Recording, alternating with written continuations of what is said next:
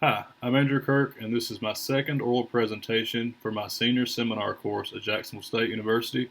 The research article I decided to review is titled A Comparison of Multivalent and Bivalent Vaccination Strategies for the Control of Virulent Ovine Footrot. This article was published on February 20th, 2021. It has a CITE score of 5.5 and an impact factor of 3.143. The article was published by a reputable journal called Vaccine. The primary author is Andrew McPherson. There were several supporting authors: Whittington, Hall, Cook, Jones, Ang, McTavish, and Dungiel. The study was affiliated with the Sydney School of Veterinary Science. Financial contributions to the study were made by Australian wool producers and Australian Wool Innovation. These contributors only contributed financially and did not help in the design of the study.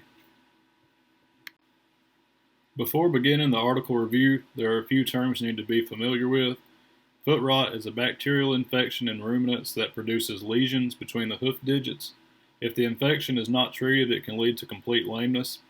A multivalent vaccine is one that is used to vaccinate against several strains of a microorganism, and a bivalent vaccine is one used to vaccinate against two strains of a microorganism. Virulent foot rot is a major concern in the wool producing industry. It affects not only the welfare of the sheep, but also the wool yield and economic value of the sheep. Foot rot is caused by a bacteria called Diclobacter nodosus, and as serious as the disease can be, it can be treated and prevented through the use of vaccines. Two vaccination strategies are commonly used. The first is a serogroup specific and is known as a bivalent vaccine. This vaccine targets two specific strains of the bacteria.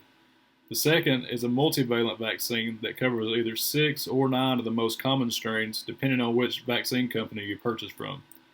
The objective of the study is to determine which vaccination strategy is most effective and when the best time to give a secondary vaccine is without encountering antigenic competition.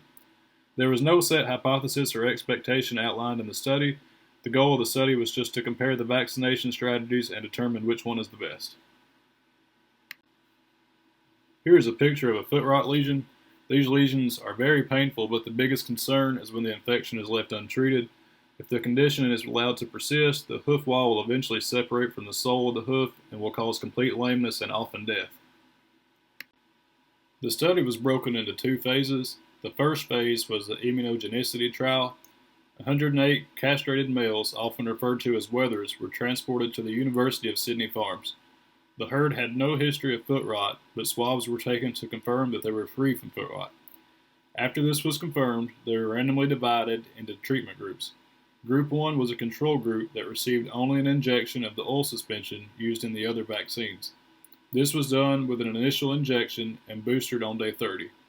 Groups 2 through 5 were part of the multivalent recipients. They received the vaccine with a booster in 30 days. Groups 6 and 7 received the bivalent vaccine and got a booster on day 30.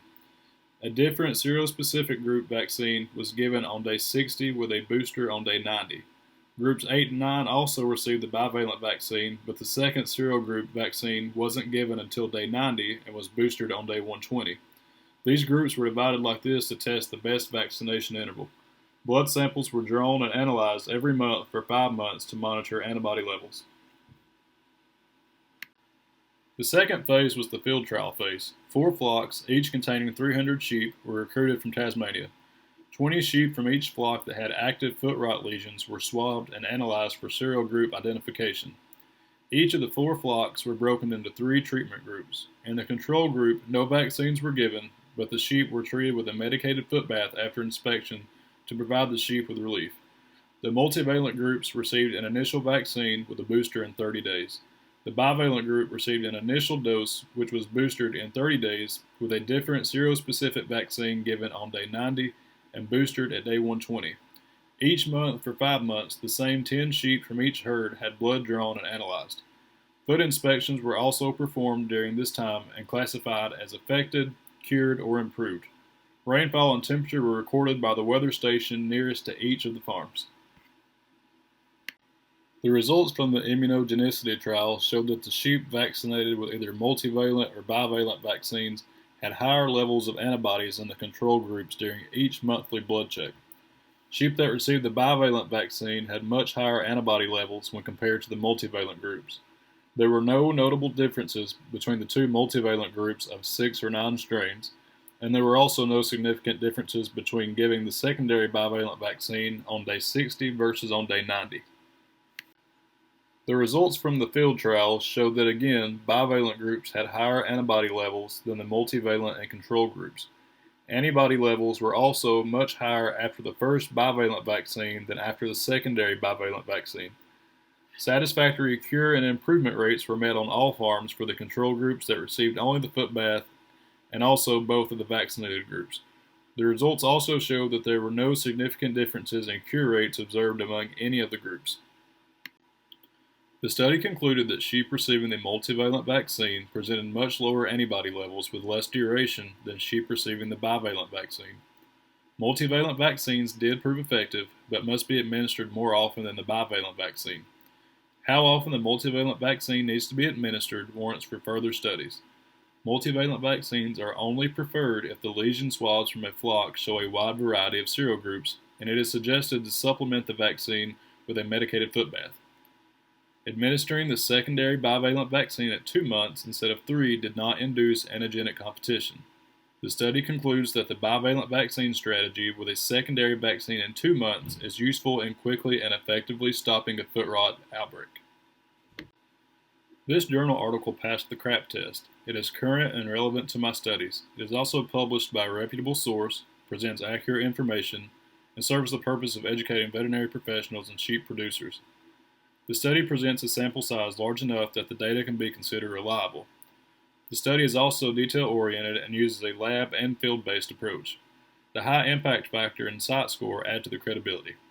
A reputable institution is affiliated with the study and no bias is suspected. This absence of bias is supported by the financial contributors not being directly involved with the trial. The only notable limitation I have to the study is that the sheep in the field trial experienced different rain exposure, which is a key factor in causing foot rot.